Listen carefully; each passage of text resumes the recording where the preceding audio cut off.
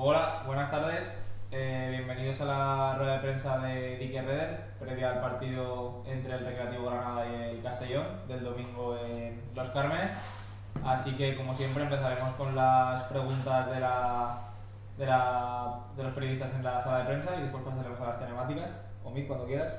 Buenos días, Dick. Una jornada especial, ¿no? Porque tenéis el partido con el Recreativo Granada y luego hay un partido también importante entre dos rivales directos, el Ibiza y el Málaga, que se enfrentan. Es una oportunidad, ¿no? Si hacéis los deberes, de abrir brecha sobre al menos uno de esos dos rivales directos, ¿no? Yeah. Sometimes it's good to know the result and sometimes not. But in the end, we have to win first our own game. And it's against a team what is difficult to play yet. They press very well. They are behind us. I think second or third place with pressing data. So they are not scared to play high on the pitch. So I expect a difficult game. But when we win the game, then of course, if the other result was bad and good for us, then it's of course good. But still we have to look at our own result. Enrique. ¿Cómo ha ido la semana? Después de una semana muy intensa, con mucho viaje, mucho partido, pues el equipo le ha sentado bien un poco de tranquilidad, ¿no? De estar en casa y preparar el partido después de ganar, además. They had 2 days off. Do I say that good? Yeah. They had 2 days. They were 2 days off. We trained 2 days. I think we trained the most heaviest training sessions the last 2 days. Today it was a little bit easier, and tomorrow it also will be easier. But in the end, that says also a lot about the team. They are very content about the team, how they train, how the willingness is. Everybody's fit. We had maybe 2 or 3 people who were a little bit sick this week, so. But I think everybody will be available, so I can choose about 26 players and 3 goalkeepers, so that's 29 players. So I can choose 11 players easily, that's fine. And we have to leave some players home. So that's a very good sign that everybody is available and is ready and prepared to play this weekend and to play an important game. And also important coming 6 weeks. Henry. Do you think that when you think about your style, do you think that it's better to play against few or compared to like a more conservative style? I don't know if you have any preferences to what kind of style you play against. Normally I like to play against a team what also plays like wants to play a little further from their own goal, who's not scared. So I like that more because then in the end of the day you also see a nicer game.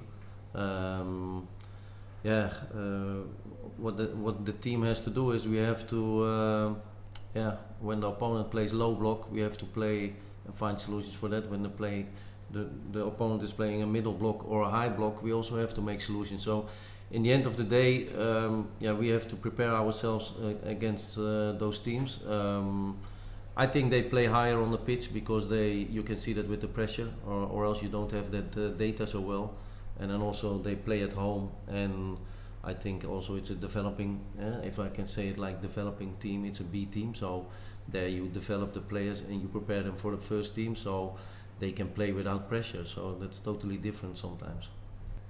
Enrique, ¿alguno más? Sí, el hecho de tener una plantilla tan extensa, tan larga, tantos jugadores, ¿es algo que le gusta o es un problema tener a tantos jugadores que lo están haciendo bien pero que no pueden jugar de inicio cada fin de semana? Yes. No es una imposición del club, es algo en lo que tú estás de acuerdo, ¿no?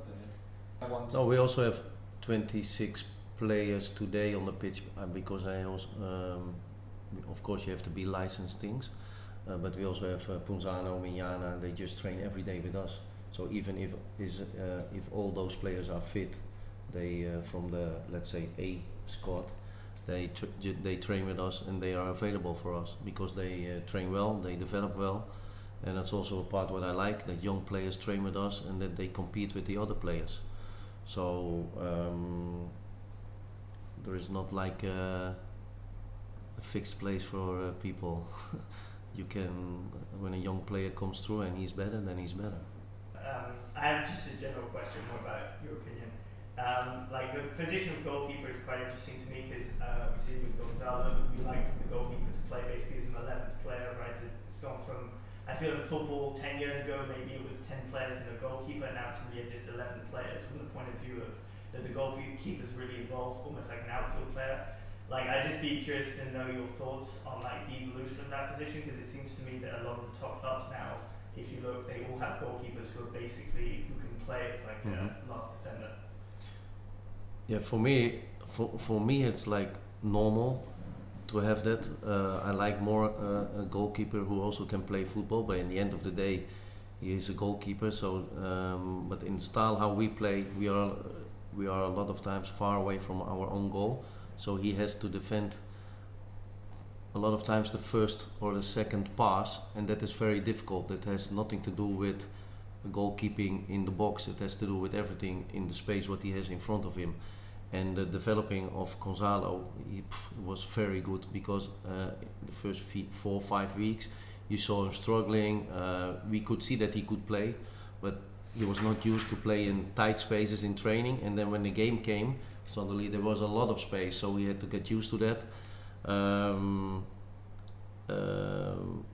I think he coped that very well. Also the pressure from me, the pressure from the people around, because everybody know what happens in pre-season, but it's only not the supporters, but that is also me as a coach to let them do those things and to let them make those mistakes. If it happens, it happens. And then I was also not happy with those mistakes. We also talked about it. We also said maybe we have to think about some other things, or maybe, I don't want to say specific another goalkeeper, but I mean you have to think about how we can make that solution. But also if things are changing for a team and for players, and then it also means for the goalkeeper. And I think till now he did very well, and maybe a game there will come a mistake, you never know, but that is the way how we play. José Luis. Hola, buenos días. Yo quería volver un poco a la pregunta inicial respecto de ese cruce importante, en caso siempre de que gane el Castellón, entre los dos rivales directos de la pelea por el ascenso, Juan Ibiza y Málaga. Teniendo en cuenta un poco los condicionantes, es decir, que ya en Málaga ven García Castalia, hay que ir a la Rosaleda, dentro de 2 semanas hay que acudir a Ibiza y las distancias en cuanto a puntos que tenemos respecto de los dos, bajo su punto de vista, ¿qué resultado entre ellos, siempre que ganemos al Recreativo Granada, le conviene más al Castellón? Gracias.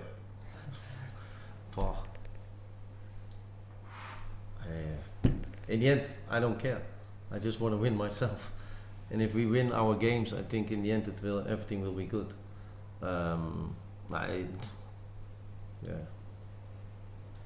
If you're okay with it, I don't want to answer this question. Hola Dick, buenos días. Jugáis ante un equipo que está en la zona de descenso, pero que en casa este año solo ha perdido 2 partidos, creo que fueron Murcia y Ibiza, con resultados muy ajustados. Me imagino que eso hace que vayáis con respeto a este partido, y luego jugáis en un campo de primera división, no en el campo habitual del Recreativo. Eso puede ser también una ventaja para el Club Deportivo Castellón.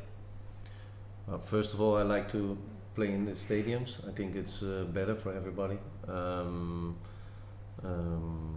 I don't like to play on the how do you say it? It's not training center, but it's like a different pitch.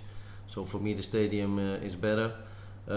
We already know that it is very difficult to play there because they have the results at home are very good from them. And again, it's a B team. They play just different, so it's just a different style of play. We had the same last year in Zwolle. There we also had like the B team of Ajax or AZ Alkmaar.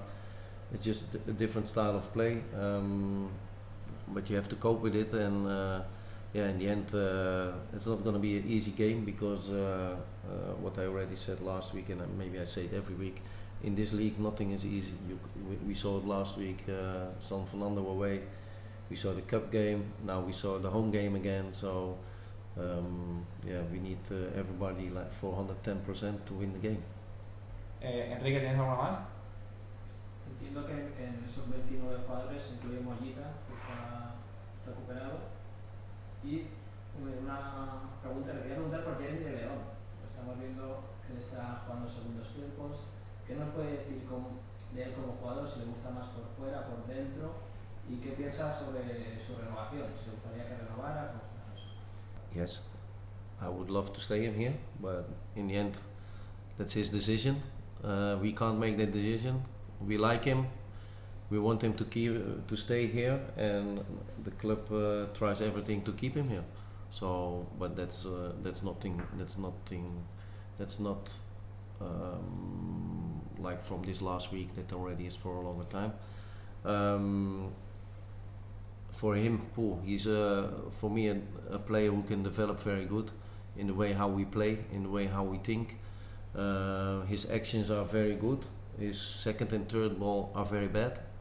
So the first eye he looks like very good. He's agile. He turns and he goes past people very easy. But then we work a lot on his second and his third passing because that needs to be better. But he's developing very good. His position, I think he's so good that he can play everywhere up front. So from the left, the right, the middle, and the striker. But in the end, that still has to come out because I'm also critical about the second and the third ball, and that's the most important. You can have all the nice actions and all the people are cheering, but if you give the ball to the wrong color, that's not good, and that he needs to improve. He knows that. He works hard on that, and in the end, again, we all want him to stay here. ¿Anything más? I just have one quick follow-up. I'm just writing an article about it, but so with the goalkeeper question, in terms of the recruitment, how important is it that they have the ability to play with their feet, that they can be very, in terms of the reading of the game, as you said, it's a different skill set completely. I don't know, when you look at Brian and Alessio, obviously, who also just signed, was that a big factor in the signing? Yeah, of course we look at the total package in the end of the day. I think the rule came when I played, that's a long time ago, that you are not allowed to play. Yeah, you can play the goalkeeper back, but he was not allowed anymore to pick it up in his hands. So for me, it's not about the last 10 or 11 or 12 years. It's already far a long time back.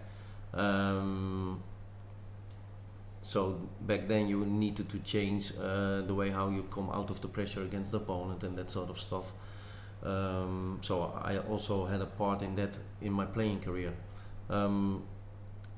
With the other goalies, some goalies they just struggle to play. But if, for example, you said now Brian is here now from the start. If you see his development together with Carlos, the goalkeeper coach, is amazing. He developed so good. That's why I also trusted him to play the cup game, just to put him in, because he just shows in training his development and his desire to be a better player in that. So I also believe in that you can learn it. Maybe not that good as what Gonzalo is doing, but in the end it's good enough in how we play. And for example, Brian is a perfect example from how he came in day one and how he is now. And that is a total package. That's the goalkeeper coach, that is the other coaches with the exercises, where in the end it starts with the trust that he's allowed to do it and allowed to make mistakes in the training. I really think you can train on it. I also believe you must also have a little bit talent as a goalkeeper to do it. That's a little bit the question about the goalkeeper thing, how I think. Thanks.